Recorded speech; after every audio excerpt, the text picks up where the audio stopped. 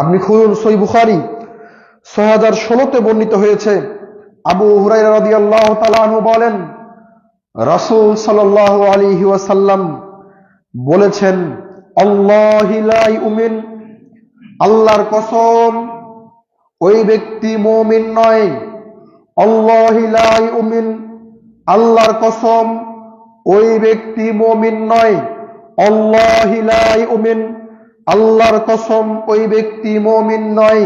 তিনবার কসম খাচ্ছেন, আল্লাহর কসম, আল্লাহর কসম, আল্লাহর কসম, ওই ব্যক্তি মুমিন নয়, ওই ব্যক্তি মুমিন নয়, ওই ব্যক্তি মুমিন নয়। ক্বালু ওয়া মা যালিকা ইয়া রাসূলুল্লাহ, সাহাবায়ে কেরাম আশ্চর্য হয়ে গেলেন, আল্লাহর নবী তিনবার কসম করে আপনি বলছেন ওই ব্যক্তি মুমিন নয়। কে ওই ব্যক্তি যার ব্যাপারে আপনি এত কঠোর ভাবে কসম করে আল্লাহর নামে, আল্লাহর নামের সত্তার সাথে কসম করে আপনি নাকচ করছেন ওই ব্যক্তি মুমিন নয়? রাসূল সাল্লাল্লাহু আলাইহি ওয়াসাল্লাম বলছেন, ক্বালা আল জারু লা ইউমিন জারিহি বিওয়াকিহি।